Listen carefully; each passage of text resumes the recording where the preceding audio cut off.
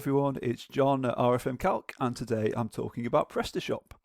So PrestaShop is a free open source PHP self-hosted e-commerce platform, so similar in that sense to Magento or WooCommerce, which officially launched in 2007. So that's getting on for 15 years now, and in that time it's grown significantly. According to their website, it now powers around 300,000 stores worldwide, which is certainly a substantial number, which is why I wanted to talk about it today. So unlike a lot of e-commerce platforms, there's no commercial version as such. It's all free, it's all open source. The revenue they generate really comes from add-on modules which you can purchase. You see you've got a link to the add-ons marketplace here, and obviously partnerships with external providers as well, like payment gateways. So today we're going to talk about PrestaShop as a platform, including a fairly quick demo of the various features. We're then going to talk about how we can export orders as a CSV file, ready for RFM Calc. So just to kind of give you a little preamble on that, it's not as straightforward as I hoped it would be, but it is possible. We'll then take a deep dive into that CSV file in terms of what it contains in the structure. And then finally, we'll go through how to create a project for PrestaShop in RFM Calc and upload that file, which then allows you to generate all the fantastic reports we provide, like lifetime value, average time between orders, cohort analysis, RFM segmentation, and so on. Lots and lots of great reports. So yeah, I think just to start really with a little overview of PrestaShop, they're definitely targeting, I think, that self-hosted PHP, open source, kind of people who are familiar with managing an e-commerce store, such as Magento or WooCommerce. They've actually got this interesting page here, very much focused on PrestaShop versus Magento comparison. And you can see here they've got some big, bold claims in terms of advantages. So they say it's 3 times, or however you interpret that, 3 times as user-friendly and ergonomic as Magento 2, 3 times as cheap. So I'm not sure about that first one. I think certainly as well, they've got versatility and technical flexibility. They've got it above Magento 2, which based on my kind of experience using PrestaShop, just for this video, I should say, doesn't really ring true. But it's interesting that they're very much positioning themselves to compete with Magento on all these areas. In fairness, which is an interesting take, because obviously Magento is a hugely popular, massively used platform. I should say though that in terms of my personal experience before I did this video, and I've not worked with PrestaShop before, so obviously I've worked a lot with Magento, I've worked a lot with WooCommerce. Back in the early days of e-commerce, I worked a lot with OS Commerce, which was one of the first PHP e-commerce platforms. I hadn't worked with PrestaShop before, but I must say I did find the installation process really straightforward from downloading to installing. It's very, very simple. You just download, create a database on your server, and then basically just unzip. Or in fact, you don't even need to unzip the file. You just go to an install URL, and it just does it all for you. So that was very seamless, and I've got to say the install process, I think PrestaShop should be applauded for that, because it was very straightforward, went through without a hiccup. So now I've got it all set up, let's have a look at my demo store. Okay, so this is my demo store dashboard. So I just, as I said, just downloaded it, went to the install folder, followed all the instructions, nice and straightforward, and was able to set up the store really easily.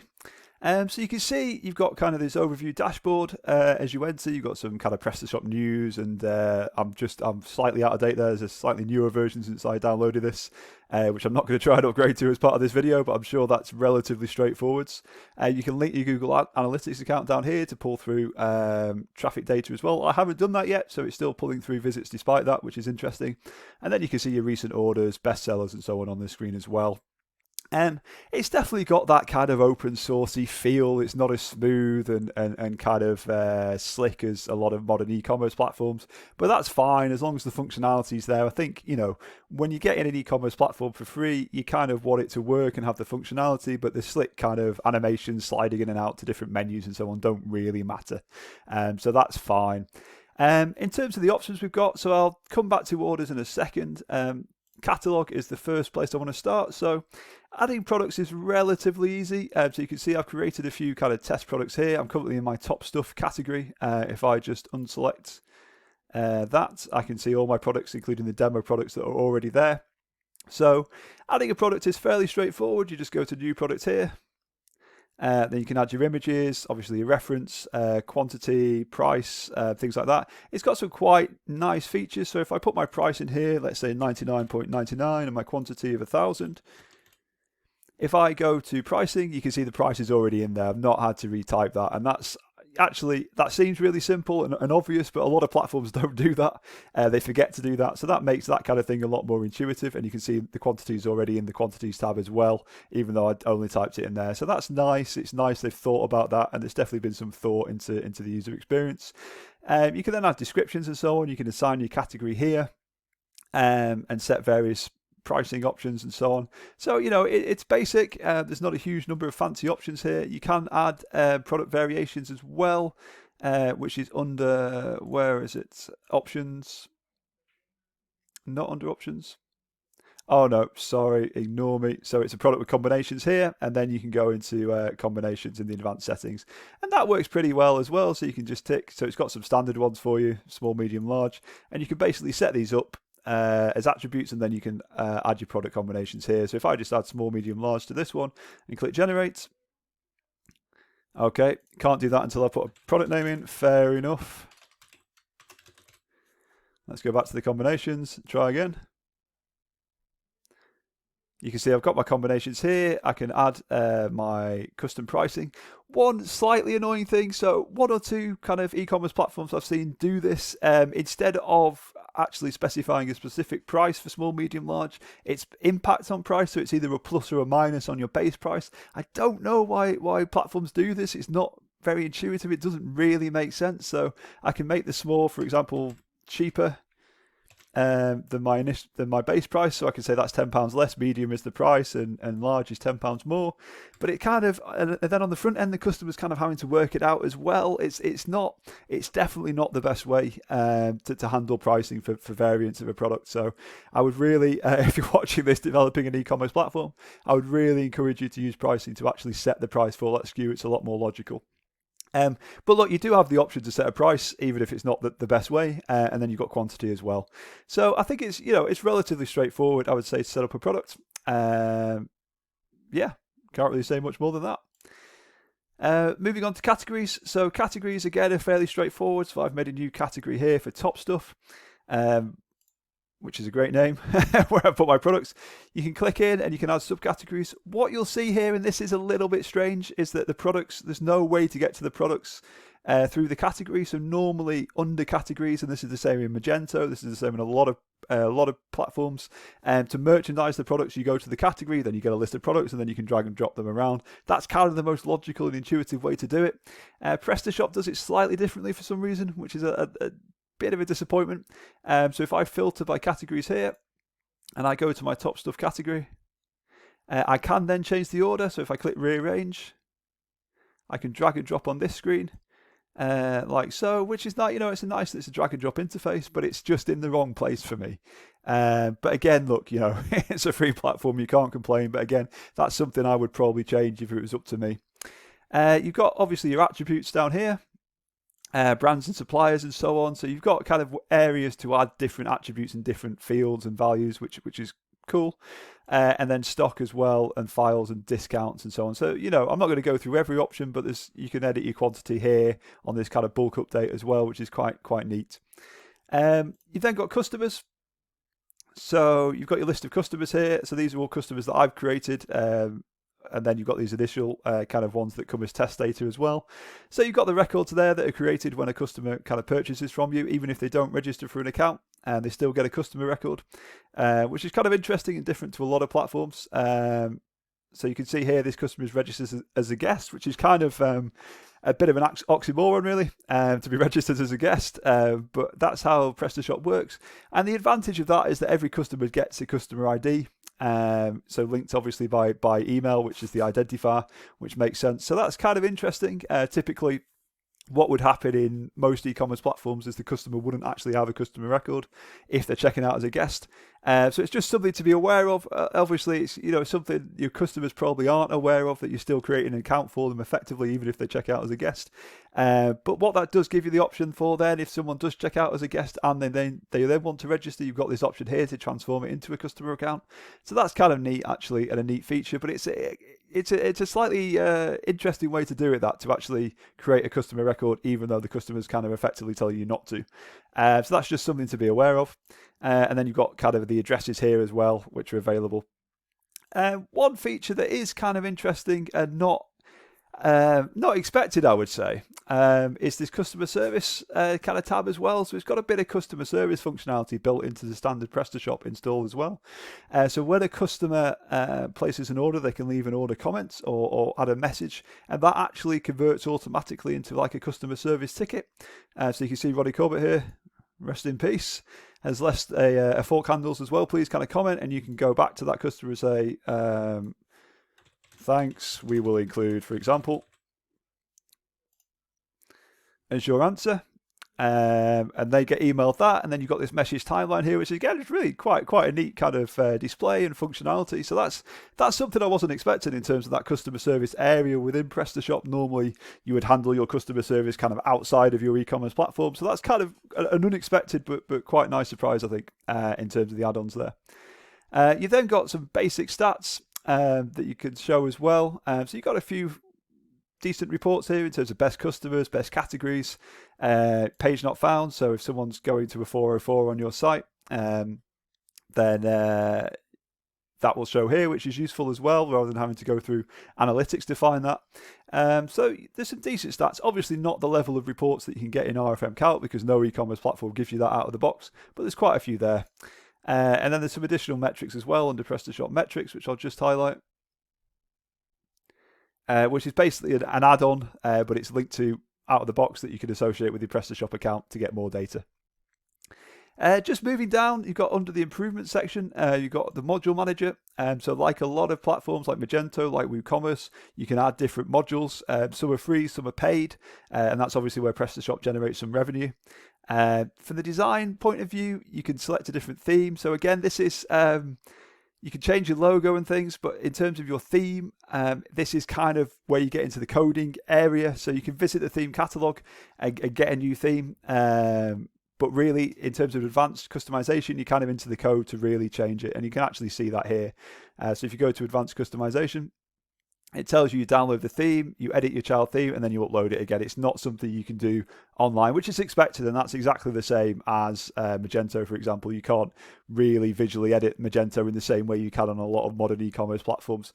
You've got to go through this theme process, but it kind of guides you through. But obviously, if you come into PrestaShop and wanting to make massive changes to how your site looks, then you'll need some kind of technical knowledge to be able to do that, which is absolutely standard with any kind of PHP-based e-commerce system.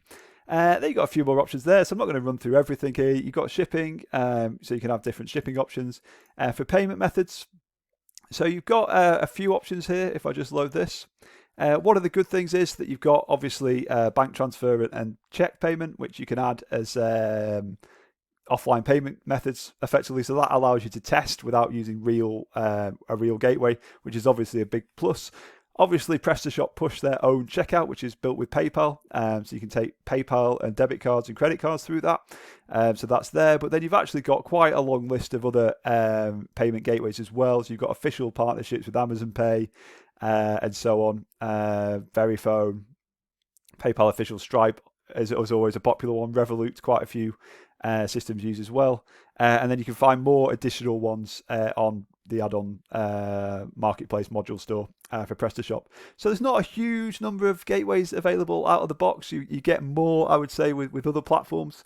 But there are a few there. And then, yeah, if you go to the add-ons, most payment gateways, I would say, pretty much all do have a module available for PrestaShop, which is a good position. So unless your gateway is super obscure, you should be able to find a module to work with. Marketing, you've got kind of Facebook and Google kind of marketing tools here related. So again, you can start configuring. This is like an additional module, but you can get your product feed and so on set up, which is good to know. And then down here, you've got a few kind of general shop parameters in terms of settings and advanced parameters as well, which I won't go into too much. But you can see there's a database option here, which I will come back to. So that's a little overview of the functionality. So there's quite a lot there. I would say it's not massively comprehensive. You do get more out of the box, I would say, probably with something like Magento. But there are plenty of add-on modules that you can add, and it's laid out in a reasonably intuitive way. I mean, yes, there are things like the product merchandising should really be under categories rather than products, because that's just logical on how every e-commerce platform does it. But there's still a lot of options here, a lot of things you can customize, and obviously with it being a PHP-based platform, your developers can make changes however you want as well as part of that, such as the theme. So yeah, it very much follows that flow. So now we've had a little overview of the platform, let's go to the order screen and see if we can work out how to export orders. Okay, so this is the order screen, which is fairly standard. You can see you've got the reference, you've got the ID, and the reference is automatically generated, by the way. Then you've got some top level information in terms of the total, customer, the status. One thing that's quite nice is you can change the status straight from the screen. So you've got loads of statuses here out of the box, way more than a lot of platforms, but they're all useful and potentially needed depending on your setup. But I can change that straight from here to shipped,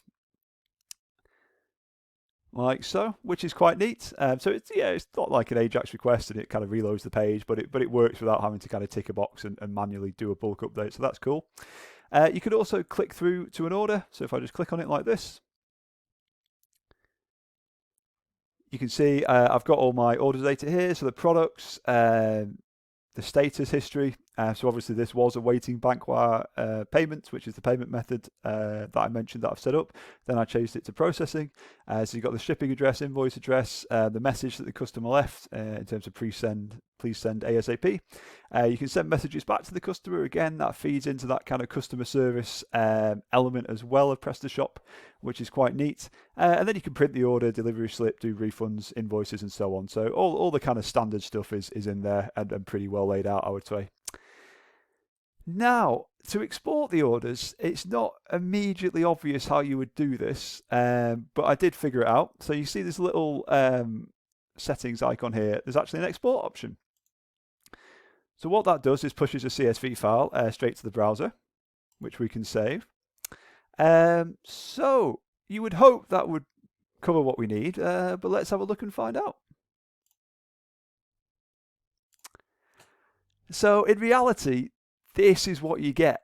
Now, there's a few issues here with this file. The first thing to note is it doesn't export actually as a proper CSV using a comma as the separator. So CSV obviously stands for comma separated value. For some reason, PrestaShop uses semicolons. I'm not sure why. I did look into this, and unfortunately, that's not possible to change without kind of hacking around the core code, which is really strange. I don't know why, even just for the reason that, as you can see, opening it in Excel, you can't see the columns properly. So Excel doesn't support semicolon separated values out of the box just by opening the file, whereas obviously with the CSV, it's no problem. So that's a little bit frustrating. So that's the first kind of stumbling block. Just to kind of have a look at this file converted. So what I've done here is I've converted it to a CSV, a proper CSV, and then I'm able to open it in Excel. So you can see, obviously, it's a bit neater now, a bit easier to see. We've got the order reference, but what we're missing is quite a lot of stuff. So we're missing mainly the customer identifier. So we need a way to identify what customer has placed the order. So whether it's an email address is usually used or an internal customer ID, that doesn't pull through to this export. So again, that's pretty disappointing. The reason for that is basically just because what the export effectively does is just an export of what you can see here, not an actual order export. So Magento, for example, has an order export here, but it includes obviously fields beyond what you can actually see on the order screen because you need that in any decent order export. PrestaShop doesn't, which is frustrating, to be honest, and makes this more difficult than it needs to be. They should really have considered, if you're going to bother having an export here, have a proper order export that's usable, which the current one really isn't for any system. It's very little use at all. Obviously, you've not got address fields in there or anything, so you couldn't even export into your shipping system. So pretty much the standard export is useless, I would say, on PrestaShop, which is disappointing. However, there is a way to do this, which I have done. You'll be pleased to know. So you can see here, you can actually show the SQL query that is used to power this screen, and you can export to SQL Manager. So SQL Manager is actually found down here under advanced and then database. And so that's the query that drives the screen we were just looking at. So what I did was I went to the customer list here, which obviously has the customer identifier in terms of the email and the customer ID as well. So I took that, I combined that with the query for the orders. So the default PrestaShop queries for customers and orders I combined. So I've got a little bit of SQL knowledge to be able to do this. And then what I did, if I go back to advanced and database again, I created this custom query, which is basically an amalgamation of them both, the customer pool and the order pool, so pulling in those customer records into that order export. So I did that. I've set that up. What I'll do is I'll link to this query that I've set up in a special file as part of this video. But yeah, that's basically what I had to do. So then what you can do then is download the results of that query. You can see it's a CSV file and save that. Again, it comes through by default with a semicolon delimiter, because you can't change that. You can see you can change the encoding here. You can't change the delimiter, which is frustrating. I think that's a real oversight from PrestaShop to not allow you to change that. I think probably the theory was that, more data is likely to have a comma in, but if you enclose your files, columns, properly with speech marks and so on, that's really not an issue. And obviously 99% of e-commerce platforms now will export by default with a comma, which is what you want, because then you can open it nice and easily in Excel. So what I've done, just for demonstration purposes, obviously I'll save that raw file to demonstrate how to import it into RFM Calc shortly. But what I've got in the meantime is basically that's the default one, so we don't need that anymore. And this is what you get from this SQL query export once you've converted it into a CSV and saved it ready for Excel. This is what it looks like. So you can see now we've got the customer ID, we've got the customer email, we've still got the order ID and order reference as well. We've still got the total value, we've got the status and so on. And we've also got things like the payment method as well, which was on the order screen. So now we've finally got, after a lot of faffing around and a lot of converting and a lot of replacing semicolons with commas, we've finally got a file that will actually work for RFM Calc. So, the good news is it's possible, and fair play to PrestaShop for having that kind of SQL manager built in to allow you to do that. But I must say, it wouldn't have been too difficult to just include a better CSV order export option on the order screen without having to go through this faff. Obviously, if you're not experienced in SQL or you don't have that technical knowledge, you struggle to do this. Obviously, you can find a developer to do it for you and so on. So yeah, that's kind of what I ended up with. Just to say, before I did this, I did check in the module and the add-on module manager if there was just a nice, easy export kind of module available, but when I searched for export, I searched for CSV as well. There was absolutely nothing, which is surprising as well. So I'm surprised someone's not written a better export module for PrestaShop. I think actually when I searched online, there were one or two, but they were quite expensive kind of paid modules, which obviously I didn't want to install for the sake of this. So in order to get to that data for free, what I've had to do is obviously use a custom SQL query. So, now we've got a file that we can use. Let's demonstrate how to create a project in RFM Calc and how to import this file. So before we import into RFM Calc, I just wanted to have a very quick look at the structure of the file. So you can see we've not got many fields here based on that query, just combining the customers and the orders. So you can see there's no product data, there's no address data, which is fine. We don't need that for RFM Calc, but it's just something to be aware of if you are looking to export this data for other purposes.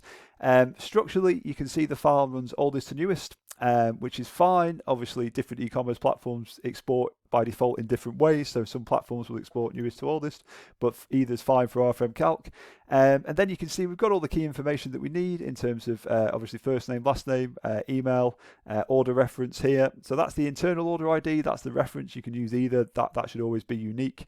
You have got a customer ID as well as the email as well, because as I mentioned, every customer on PrestaShop effectively gets a customer account. So email might be safer just in case. I would suggest using that for repeat customers. But you do have the ID as well. Then you've got the status, obviously the total, order total including tax, which is what we'll need as well. And then color, I'm not quite sure what that relates to be honest. That's one of the internal things, but it's obviously pulled out as part of this query. The payment method, the shop name, country name, and then obviously invoice number, delivery number, and so on. And if PrestaShop thinks it's a new or returning customer. But that's something RFM Calc will give you anyway, so you don't need to worry about that. So it's a fairly basic file, but it's got all the information in we need. And obviously, if you need more information for another purpose, then you can customize that SQL or find someone to customize that SQL for you. So now we understand the file, let's go to my RFM Calc account and set it up for an import. So first thing we need to do is just create a project. So I'll just call it test PrestaShop. Oh, I can't type. There we go. So the currency is fine. All my orders are in GBP. Obviously, we don't have a we do have a currency column, I should say. So if you do have orders in multiple currencies, that's fine with this query that I'm demonstrating today, and we can select that when we schedule the report, which I'll show in a second. For the date, the default US text interpretation is absolutely fine. So you'll see the date is in the format year, month, day. So that's very much a US format. That's absolutely fine because it exports with dashes. So sometimes, well, I've seen this once on one e-commerce platform, it can export with slashes, which are traditionally used in Europe, but then you get a kind of US date format with European slashes. And that's when it gets potentially confusing in terms of interpreting the date correctly. But as long as it's dashes, it's absolutely fine to use the default US interpretation. As I mentioned, the orders run oldest to newest, but the auto detect is fine. Now this is where it's really important. So as default, you'll see it's a comma that we would expect the delimiter to be within the file. As we know, for PrestaShop, they use a semicolon, so you can change that here. So we didn't actually have that when we first launched RFM Calc because pretty much every other platform lets you export with a comma, but PrestaShop doesn't, and it was actually simpler just to include this as an option rather than try and add an extra feature to convert it for you. So yeah, you can customize the delimiter here. Obviously, in some platforms, there are other options as well. So we support colons, tab spaces, tildes as well. We can pretty much support anything there, so please feel free to drop us a line if there's a delimiter that for whatever reason you're using that we don't support. But the key thing for PrestaShop is that it's semicolon, because you can't change that in PrestaShop without hacking around the code, basically. It's kind of pretty much hard-coded into the functionality of how PrestaShop works, which is really strange, because like I say, you can't open it in Excel properly with that. So it's a strange decision, but it is what it is. But RFM Calc can handle it, which is the important thing. So we'll save the project, and then if we go in, we can now schedule our report. So what I'm going to do is, here's my raw order file that I exported. So this one still has the semicolon, so it's not the kind of tidied up version I demonstrated in Excel. It's the original raw export from the SQL query, which still has the semicolon delimiters. So if I upload that, you can see I've got all my columns here that I need. So for order reference, we'll go for this. I think either is fine, to be honest. Maybe reference is kind of more visually appealing, I suppose. So I think I'll go for that. Yeah, why not? Actually, I'll use, just for neatness, because customer is that ID customer, I'll use ID order. I've changed my mind at the last minute there. Order date, we can see is date add, which is down here. The currency we mentioned before is actually under ISO code. So you don't want to use ID currency because that's meaningless, obviously, to RFM Calc. We don't know what that means, but the ISO code is a recognized international format to determine currency, so that's fine. We can interpret that. What we'll do is, if you have orders in multiple currencies, we'll convert those to the base rate currency that you've set for your project, the base currency I should say, at the prevailing exchange rate. So that means you can get a really accurate picture then of lifetime value and so on, and average order value and all those key metrics based on your base currency, because we'll convert those other currencies into that. So that then gives you a really accurate picture even if you're accepting orders in multiple currencies. For the order value, we're going to use, where's it gone? There it is, total paid tax included. Obviously, if you wanted a different order total value, you'd have to include that in your SQL query, but that's not what I've done here. For order status, we can include that. We've got OS name here. Now, that's not essential. all that means is that if you want to exclude certain statuses from the report, rather than having to manually exclude them from the CSV before you upload it, you can actually filter them out. So for example, if I wanted to exclude processing orders, or awaiting payment perhaps might be a better example, orders, all you need to do is basically add that status into the status exclusion list here. You can comma separate multiple values, and we just won't then include those in the report. We'll completely exclude them from all the data. Now, for customer ID, you've got a couple of options here. So normally we would recommend email, and I think that's probably the safest to use. PrestaShop, as we know, does assign an ID even if a customer is a guest, so you could use that. The only thing I'm hesitant about with that is if a customer comes back and uses the same email again, if it's smart enough to kind of assign it to that ID based on the email, or if it then creates another internal customer ID. So I'm not entirely sure, to be honest, because I've not tested it if it will or not. So what I will do is I'll just use email, because that should be a pretty safe field to use, and that's normally what you'd use for most e-commerce platforms. You've then got a few other options here, so we can add email. Again, obviously it's the customer's email. We don't have a phone column, but we do have first name and last name, and we don't have company either. So none of these columns are essential in terms of setting these. All this means is that in certain parts of the report, we'll pull through customer data into the table. So things like, your best 10 customers who haven't purchased in the last 6 months, or another really good one is when you're looking at the average time between orders, we'll show you the longest period, for example, between your first and second order, which is always really fascinating to see that absolute maximum time someone's taken to come back, and associated with that, we'll show the customer ID and maybe their name and things as well against that. So it's not essential, but it can add a bit more depth and context to certain parts of the report. Finally, you've got the option, if your account plan supports it, to add custom columns. So what custom columns do is allow you to generate additional reports and charts and tables of data, really cool data around extra fields. So a really common one that we do a lot with different platforms is the payment method. So we can select payment here.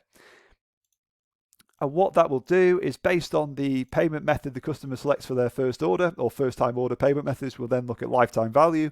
We'll look at the average time to the second order and second to third order and so on as well, and various other metrics like that, which is really cool. We'll do nice tables and chart that out.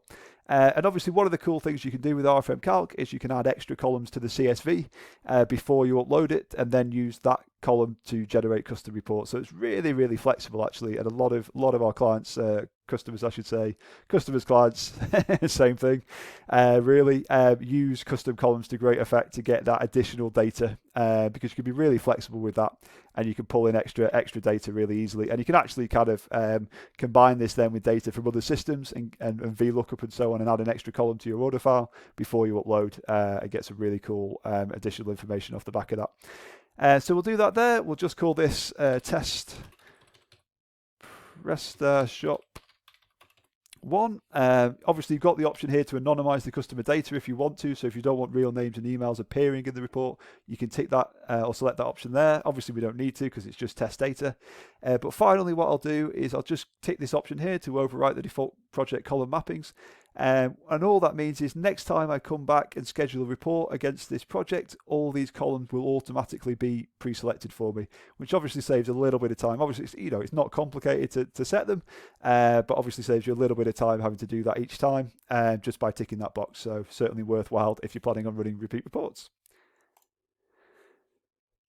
Cool, so that's it. The report is now queued. I'll get an email in a couple of minutes saying that's complete, and that's pretty much everything. So just to recap, today we've looked at PrestaShop as a platform.